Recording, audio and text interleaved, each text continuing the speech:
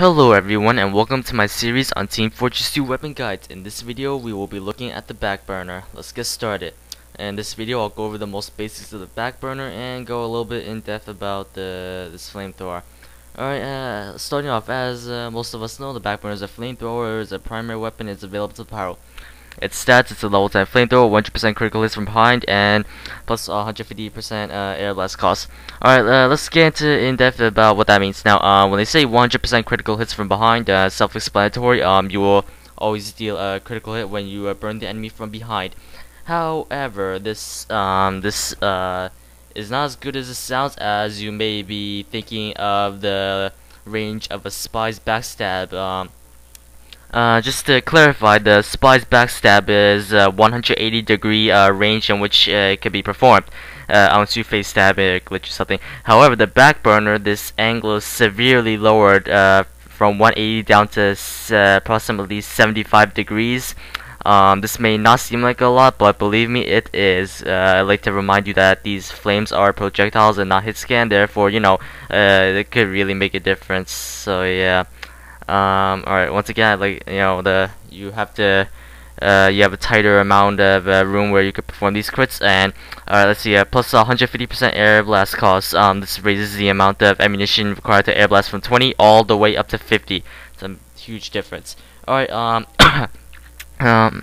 the damage this weapon does when with the critical hits is 12 to 21. The damage this weapon does is from 3 to 6 normally. The afterburn is 3 damage per interval. Believe it lasts for 10 seconds total, and it'll do a total of 60 damage. So yeah, it's 2 intervals per second. So yeah, it could air blast every 750 milliseconds, as with the stock flamethrower. Yeah, a lot of the statistics not listed here are like many Team Fortress 2 weapons would mean that it is equivalent to the stock variant. So yeah, alright, or many of them rather. Alright, what else do I need to say? Oh, this weapon consumes approximately 12 pieces of ammunition per second, I believe, and it could fire 22 projectiles per second. An interesting note: flamethrowers in this game, one unit of flamethrower ammunition does not produce 1 projectile. Approximately 1 piece of ammunition with a flamethrower produces 1.8 projectiles. Those of you who tap your flamethrower often to quickly check for spies, you will realize that sometimes when you launch 1 projectile, you see your ammunition counter does not decrease. Yeah, so just know approximately 1 piece of ammunition from your flamethrower is 1.8 projectiles. Yeah. Alright. This weapon, its lack of air blast is a massive downfall, as you will run out within 4 shots, assuming you have full ammunition. 3 if you even tap fired your flamethrower twice. So yeah, you're very limited when it comes to when you're facing some enemies with projectiles head on. So given how your strength is hitting the enemy from behind, I suppose you will be much more of a stealthful pyro. Flanking the enemy, taking the back routes, and coming up from behind and all that. Let's see. And of course, being able to do crits from behind has a major benefits. The most noticeable ones in game would probably be the ability to take out additional soldiers before they are able to turn around and retaliate, or when they do, they won't have much time to really do any damage to turn the tables around. May also work very well against heavies. They may not be able to turn around fast enough to actually kill you off, especially if you start strafing immediately afterwards they start turning. So yeah, those crits really do take out enemies much faster and get you in a lot less potential danger than you would have been in because the enemy might have turned around if you didn't have those crits and fight back and stuff. Yeah. Alright.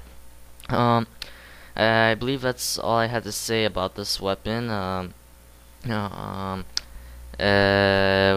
when I was a beginner, this was basically my favorite flamethrower, whereas its only downside was about the know about the increasing ammunition required to air blast did not really apply to me, as back when I was just a beginner, I didn't really air blast often, or at all, to be fair.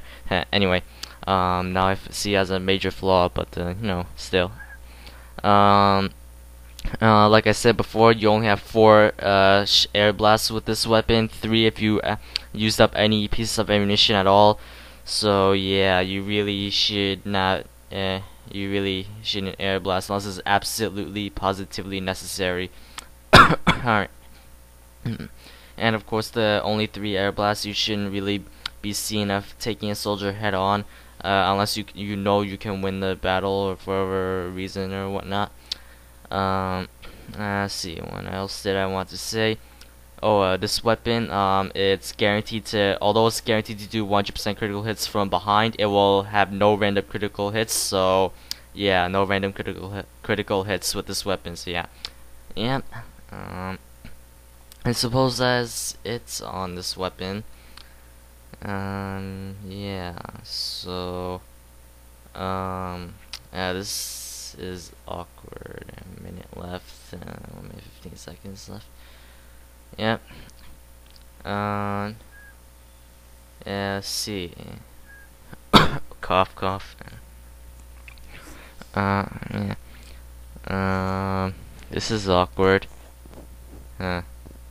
So, what do you guys think of these reviews so far? Although, to be honest, I don't think a lot of people actually watched to this point. Yeah. Anyway, see how much video do I have left? Close enough. Well, I guess I'll have to talk really slowly now. Alright, this is pretty much the end of the video. Hope you enjoyed it. Hope you got something out of it, or like I said, at least found it somewhat entertaining. I really appreciate if you like, comment, and or subscribe. I would really appreciate that stuff. Leave your feedback and stuff like that. Yeah, I suppose I will talk to you all later, and yeah, see ya.